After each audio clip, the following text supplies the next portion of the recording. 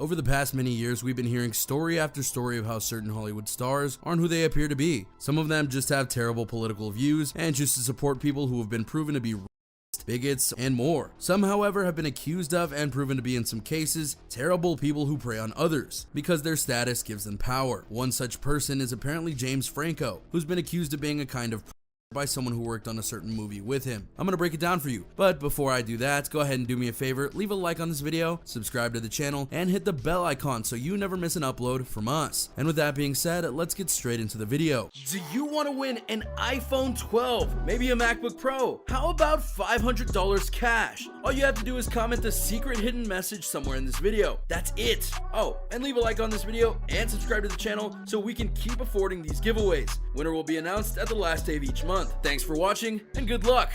Number 8, the accusation. Let me get right to the point. Actor Charlene Yi has accused James Franco's peers, including Seth Rogen, of enabling his alleged behavior. Furthermore, Charlene Yi revealed that the Disaster Artist production team bribed her when she tried to leave over allegations against actor James Franco. In an Instagram post, Yi said the production tried to prevent her from leaving by offering her a substantial acting role. Yes, I was sent a couple of the tweets, so yeah, I did read them. I haven't responded. I think, well, the ones I read were not accurate. She expressed her desire to quit the 2017 movie, stating she did not feel safe working with Franco. As for them enabling, Yi wrote, "Why aren't any of James Franco's white male feminist peers holding him accountable for women when using his power and platform to gaslight them? When I tried to break legal contract and quit Disaster Artist because James Franco is a sexual predator, they tried to bribe me with a bigger acting role. I cried and told them that was the exact opposite of what I wanted. I didn't feel safe working with that effing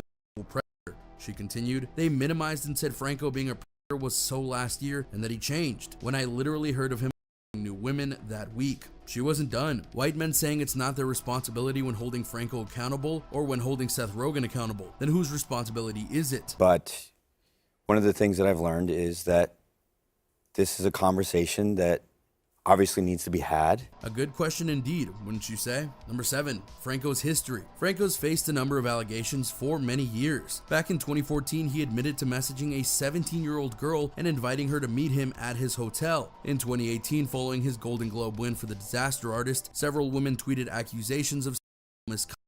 Following that, 5 more women accused him of coercive behavior at his now closed Studio 4 acting school. So at the very least, he's got a history of doing questionable things, and that should be taken into consideration. But what happened to Yi proves a definitive problem in Hollywood of covering things up because the show must go on. Yi also called out actor Seth Rogen, one of the producers of the film. The actress who described Rogen as an enabler said he definitely knows about the bribe and why I quit. Seth also did a sketch on SNL with Franco, enabling Franco preying on children. She said, right after Franco was caught. This is a true statement and happened when Rogen was doing his opening monologue on SNL. During the sketch, Rogen read from a journal for his opening monologue, telling the audience, "To make myself feel better, I decided to prank James Franco. I posed as a girl on Instagram, told him I was way young. He seemed unfazed. I have a date to meet him at the Ace Hotel." While it's true that Rogen did apologize for that later on, that doesn't exactly absolve him of saying it in the first place, and only doing so after Franco had gotten accused again. There are people,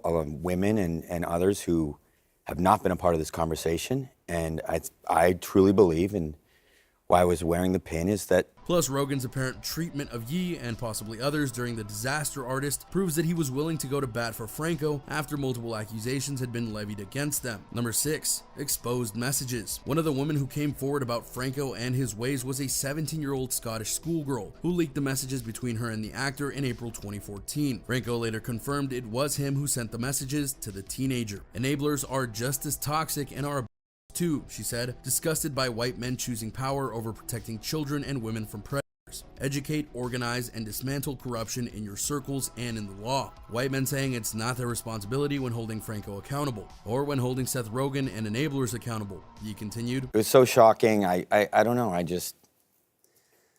I guess I'm just letting it be." Number 5, Rogen's take. Naturally, these accusations and statements reached the ears of Seth Rogen, who eventually spoke out about the matter. What I can say is that I despise abuse and harassment, and I would never cover or conceal the actions of someone doing it, or knowingly put someone in a situation where they were around someone like that, Rogan said when asked about actress Charlene Yee's claim that he was Franco's enabler. This is of course a direct contrast from how Yee described things as noted earlier. Recalling the controversial SNL joke, Rogan said, "I do look back at a joke I made on Saturday Night Live in 2014, and I very much regret making that joke," adding, "It was a terrible joke, honestly. And I also look back to that interview in 2018 where I commented that I would keep working with James, and the truth is that I have not and do not plan to right now." Number 4, the checklist. Naturally, Charlene Yee had a big thing to say about what Seth Rogen announced in his interview, but the biggest thing was that if he really wanted to go and try and make things up to her and to other victims of James Franco, there was a checklist of things for him to go and do. Apologize to survivors for making their lives even more vulnerable by publicly siding with an abuser, further damaging their careers and safety. Commit to educating self about coercion, sexual assault, and how to be a proactive ally. Promote protecting and hiring survivors. Protect survivors, hire survivors. Some of those would honestly be really fair and easy to do, as Rogan is a big name behind the camera nowadays and could easily go and help get survivors jobs and protect them while on set. Whether he'll actually do that though is a bit up in the air. Like I said,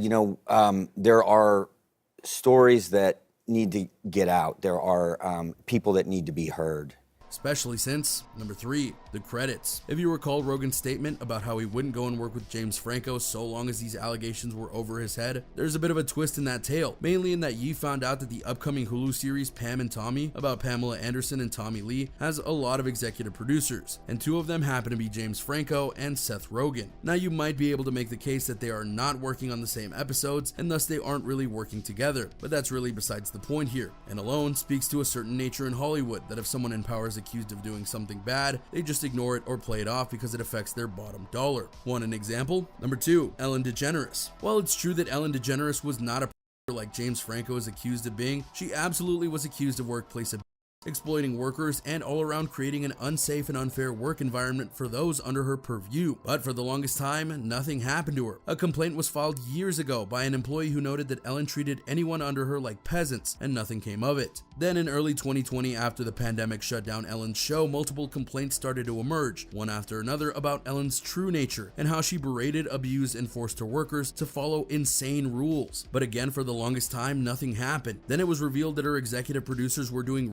and misogynistic things, and only after all of that and more did an investigation happen, and the results were underwhelming. Despite all the reports and testimony, there was no trace of systematic on the show. Yes, the executive producers were fired, but Ellen was untouched despite all the claims thrown against her. What's more, when she started her 18th season, she did an apology where she deflected and basically said she shouldn't be called the Be Nice Lady and that she's a work in progress. People were calling for her to be fired, but she wasn't because she could still produce money. That's the setting and style Hollywood has for protecting its own. Number 1, what now? As for what now, there's not much to do but wait to see how things go. These allegations aren't going away, and if Yee is any indication, their voices won't be silenced until true justice is given, and even then, they won't stop. This is a true question about accountability and how we're gonna treat people who come forward and make claims about people they work with or work under. Yes, not every accusation will be true, unfortunately, but if we treat all of them as not true, or try to bury it like what happened with Yee, we're causing much more harm than we are good. And there you have it, everyone, a look at the situation with James Franco and the seriousness of the allegations put against him. Do you believe what these victims have said about him? Do you believe that he abused his power and did terrible things to them just because he believed he could get away with it? Do you hope that others like him are exposed for their crimes? Go ahead and let me know in the comments down below. Be sure to subscribe, and I'll see you next time on the channel.